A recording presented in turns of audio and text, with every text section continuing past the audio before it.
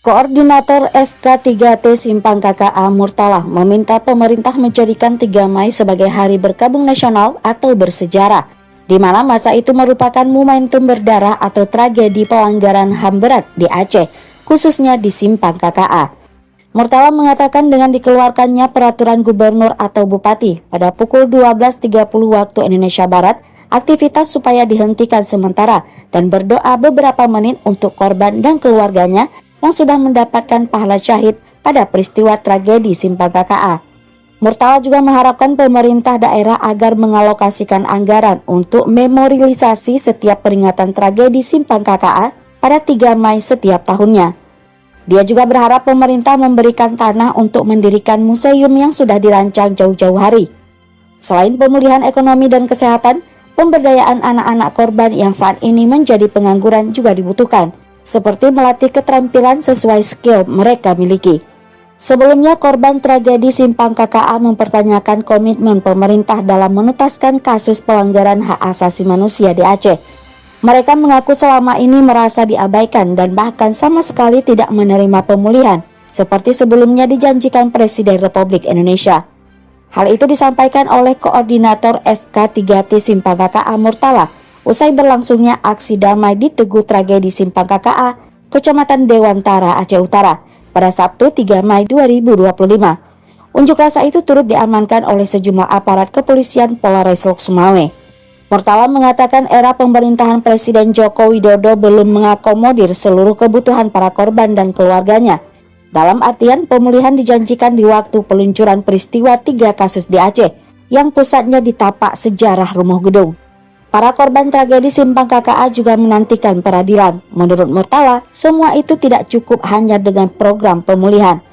Mereka menginginkan ada upaya dari pemerintah, dalam hal ini Kejaksaan Agung, Komnas HAM, DPR RI, dan instansi terkait lainnya agar bisa duduk satu meja membahas bagaimana tindak lanjut kasus tersebut. Murtala juga mempertanyakan apakah korban tragedi yang terjadi sejak 1999 hingga 2024 atau 26 tahun silam akan dibiarkan begitu saja.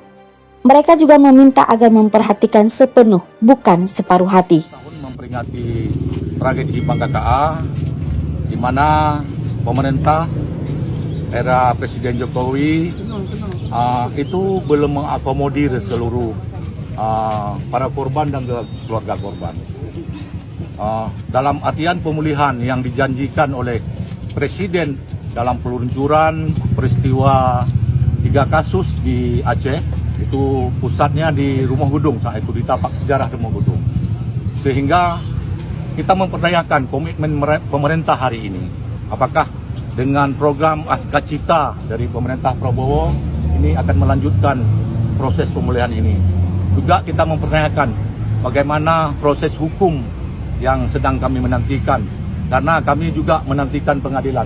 Tidak cukup saja dengan program pemulihan. Kami juga menginginkan ada upaya dari pemerintah. Dalam hal ini Kejaksaan Agung, Komnas HAM, DPR RI, dan instansi terkait agar bisa duduk satu meja untuk membahas bagaimana tindak lanjut ini. Kita berharap pemerintah, sebagaimana ketahui, Bapak Presiden Prabowo selalu mengatakan, kami sangat sayang kepada rakyat kami sangat mencintai kepada rakyat kami. Nah, hari ini kami pertanyakan komitmen suara beliau. Katanya mereka, Pak Presiden sangat sayang kepada kami, kepada rakyat sangat sayang. Dan hari ini kami menuntut perkataan beliau, sayang bagaimana? Apakah kami kepada korban dan keluarga korban tragedi Simpang KKA ini dibiarkan begitu saja, sehingga apa yang hari ini kami cita-citakan, di mana bapak-bapak kami, orang tua kami, ibu-ibu kami, dan kami para korban dan keluarga korban Simpang KKA agar diperhatikan sepenuh hati, bukan separuh hati.